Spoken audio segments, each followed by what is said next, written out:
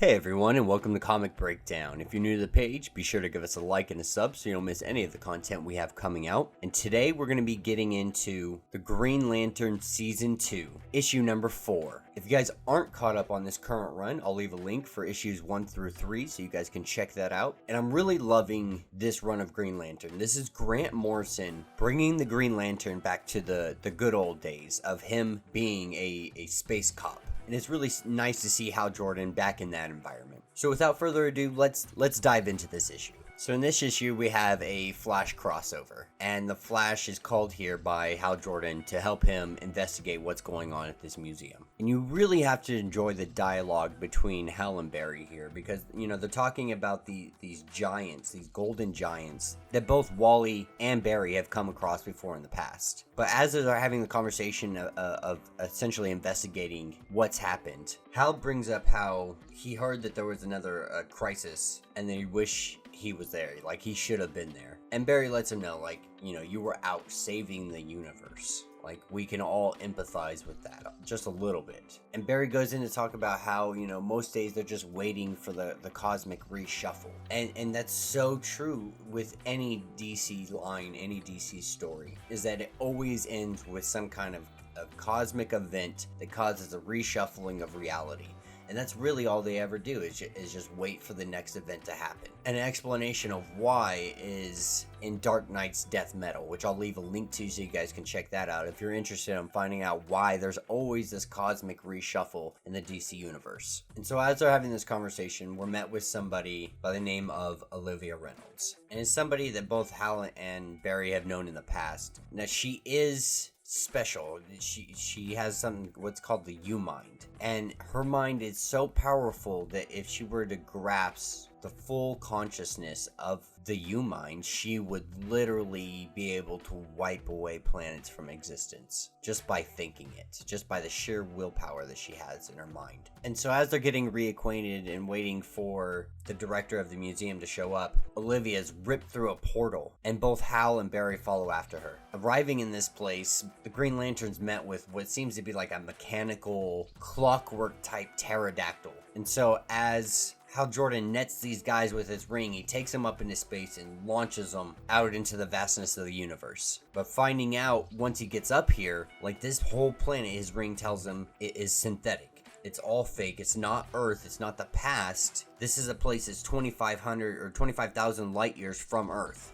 And the ring calls it a planet that's a toy. So essentially, this whole planet is just designed as a toy. And then we pick up with Olivia and Barry. And Barry's literally just spinning in circle like a top. And he's able to counter vortex it and be able to get out of it. And as they look around, they see these giant golden men standing. And they say that they seem to be waiting for something. Not sure what exactly. And this is where we see a whole bunch of toys and like the leader of the golden statue men. And this is where we pick up with Hal again. Now Hal's getting surrounded by what seems to be like these golden statue guardians. And they're talking in almost a broken English that's almost impossible to read. And the whole time, you know, Hal's just being a smart aleck to him. But eventually he's just like, all right, like just bring me to your leader. Now Barry and Olivia are in a little bit of a different situation. These toys are essentially putting Barry Allen on trial for breaking the light speed, like breaking the speed of light. And so they've put him on trial. And with this, they find Barry Allen guilty, and they start to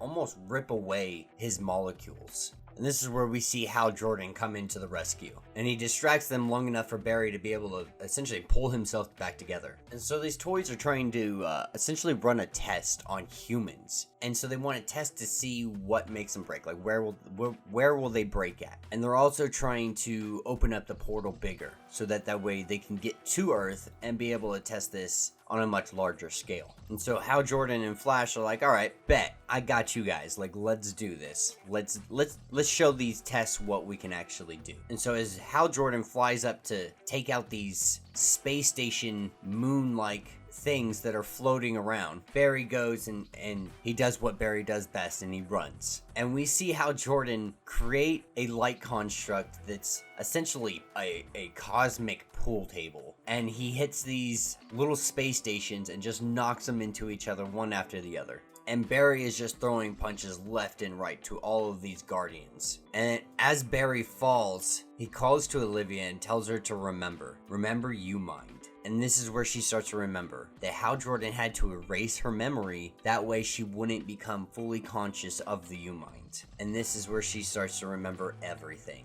Like, she has the mental power to annihilate entire civilizations. And she literally just talked these things out of invading Earth. Like that, it was as simple as that, and it's done. It's over with. They're going back to where they belong. Like Olivia, even Barry says that Olivia is more powerful than all of them put together, except if she ever became fully conscious of her U-Mind, worlds would literally die because of it. And she would too. And so they got to keep that a secret from her. They can't ever let her know her full potential, because if she reaches that full potential, it'll be disastrous literally for everybody. And this is where we see Hal and Barry, they say their goodbyes and they part ways. And as Hal Jordan starts to walk off, the Guardians visit him and they let him know like a Galactic Plus superclass destroyer is in your area. So the person who killed the Green Lantern before, he's right there. He's right there behind you. Whoever it is, whatever it is, they're behind you. And this is where we see Hyper Woman grab Green Lantern in a chokehold. And she makes comments as if she's going to break his neck.